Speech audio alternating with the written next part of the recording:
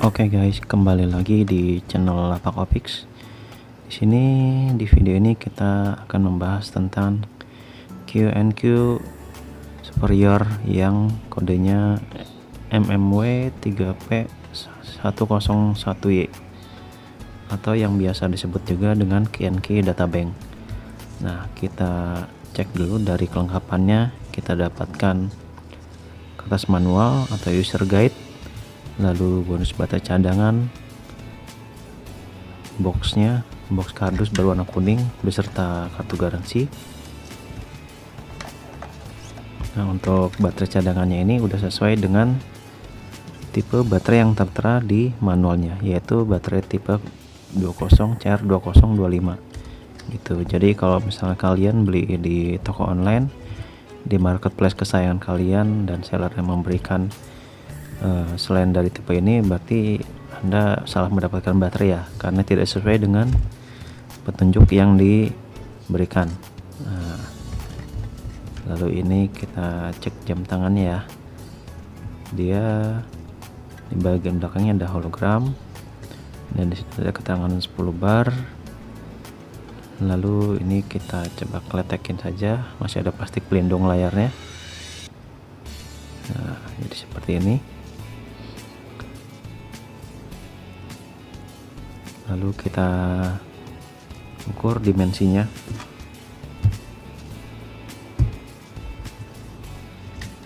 Untuk lebar atau diameter dari kiri ke kanan, itu panjang lebarnya 4 cm.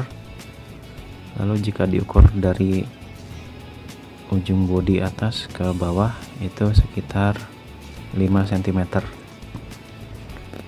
Lalu untuk ketebalannya sendiri, dia sekitar 1,5 cm ya.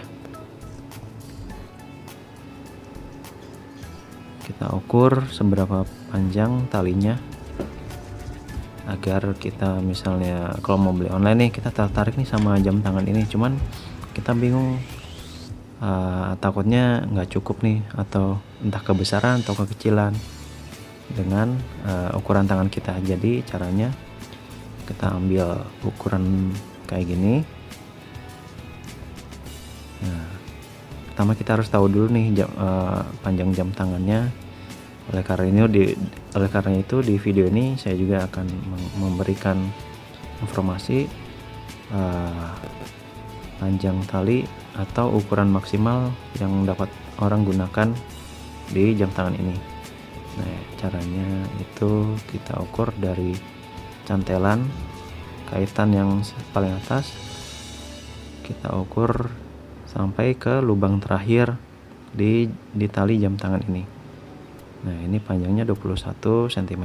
Jadi dapat kita asumsikan kalau maksimal tangan yang dapat dipakai atau yang dapat memakai jam tangan ini adalah tangan dengan lingkar lengan maksimal 21 cm ya. Nah, misalnya contoh pada tangan saya. Jadi bisa ukur dulu nih sebelum beli. Jadi, tapi sebelumnya harus tahu dulu nih panjang tali jam yang ingin kita beli ya, maksimal itu berapa.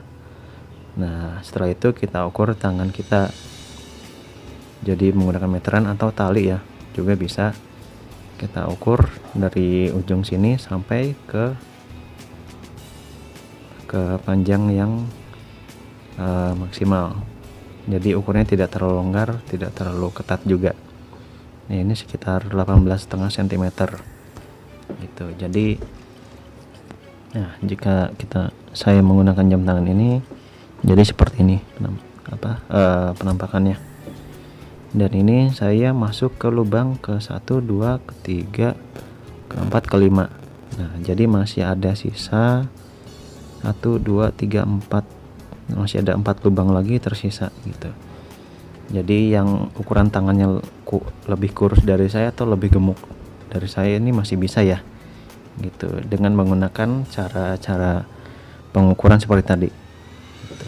Jam tangan QNQ Databank ini mempunyai kelebihan, yaitu dapat menyimpan nomor telepon, nama, dan dapat menampilkan layar berjalan dengan kustomisasi yang ingin sesuai dengan selera kita, atau bisa kita setting sendiri ya.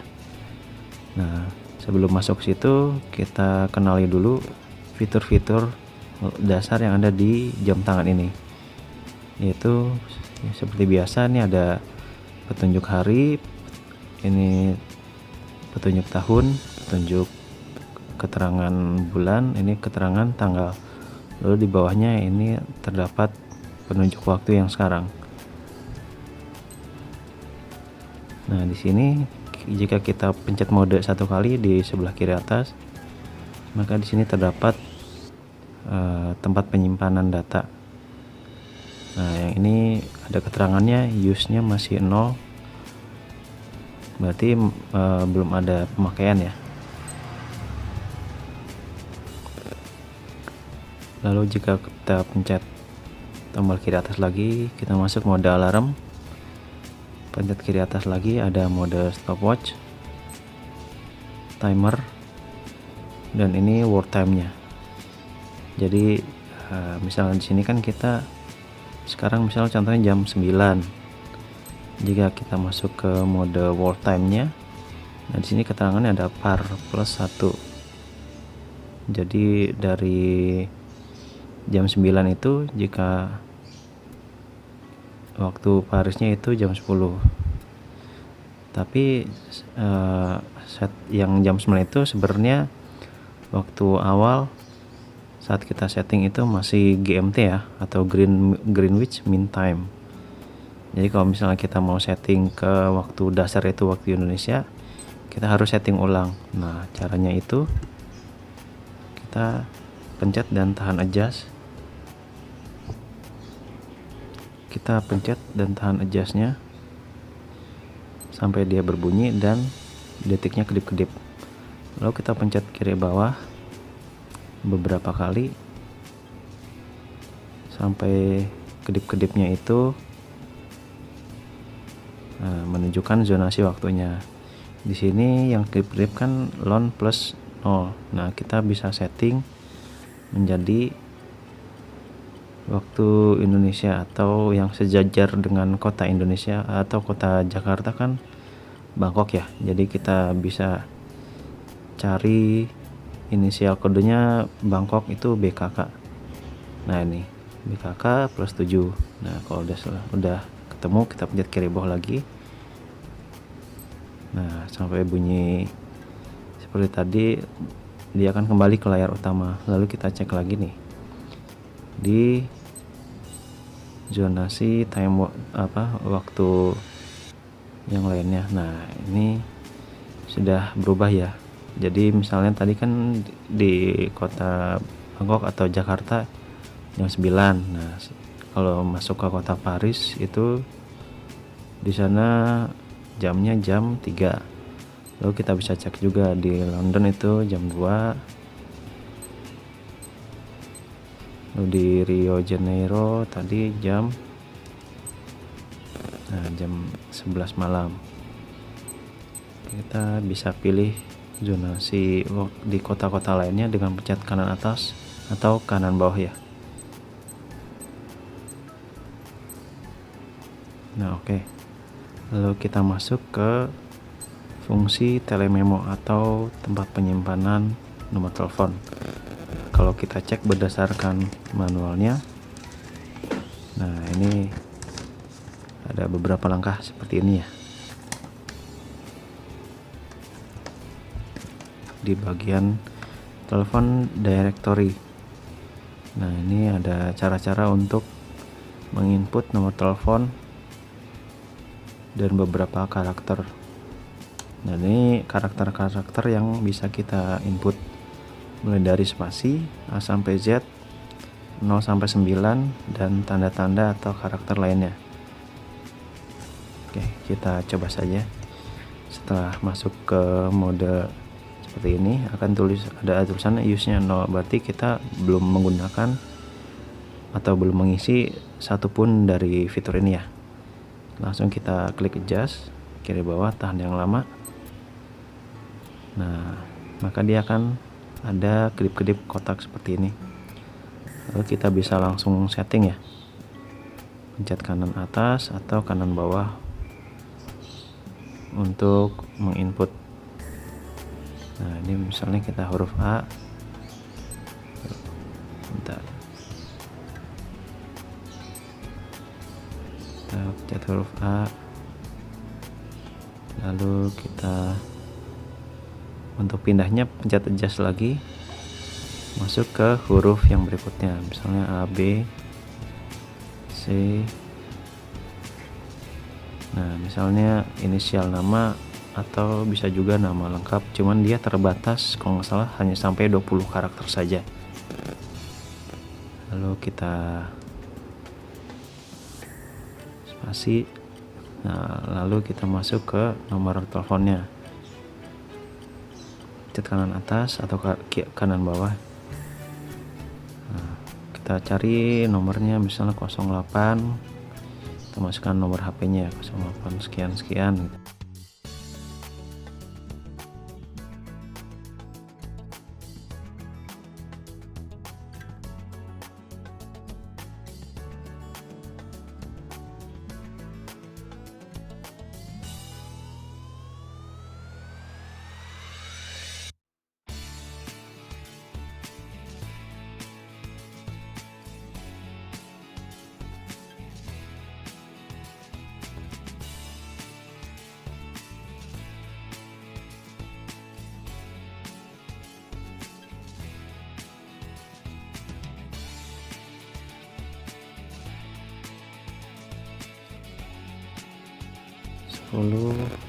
Dan ke 11.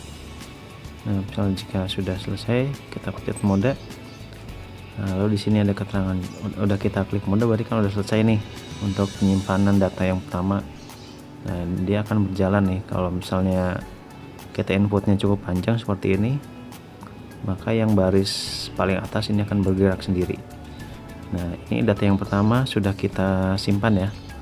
Lalu kita masuk ke data yang kedua,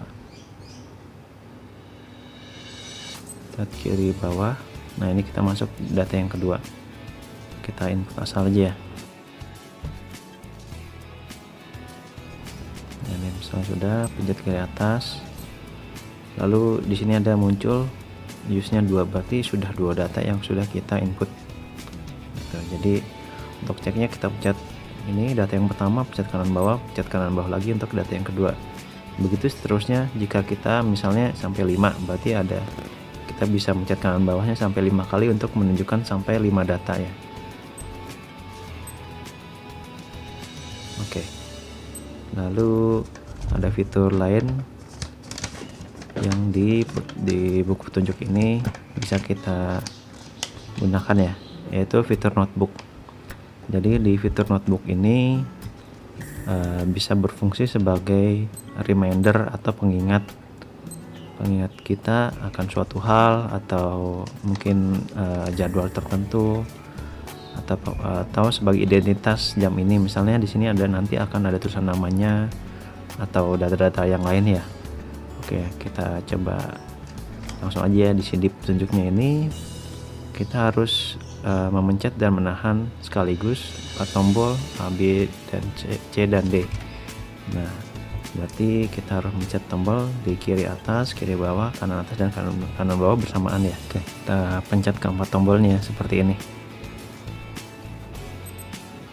Nah, lalu layarnya akan terlihat seperti ini ya, seperti terreset.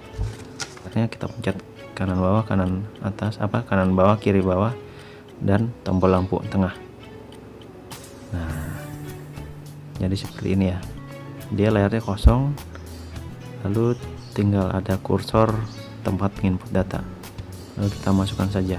Misalnya kita tuliskan nama, misalnya identitas pemilik jam ini, misalnya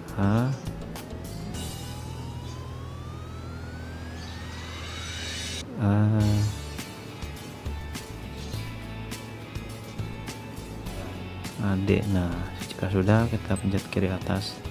Nah, lalu nanti muncul nih seperti layar berjalan. Oke, jadi keren kan kalau misalnya misalnya kita punya jam yang sama dengan teman kita, lalu ketukar nih, kita bisa setting aja sebelumnya, waktu sebelum pakai jamnya misalnya nama kita, jadi misalnya ada ketukar kita bisa lihat nih di sini identitas si pemiliknya siapa. Oke, jadi gitu aja untuk pembahasan jam tangan QNQ MMW 3P101Y atau biasa dikenal juga dengan QNQ Databank. Jadi jangan lupa di like dan share jika video ini bermanfaat. Jangan lupa juga di subscribe agar kita bisa semangat untuk mengupload video-video tentang jam tangan worth it lainnya ya. Oke, terima kasih, jangan lupa di subscribe dan sampai ketemu di video selanjutnya.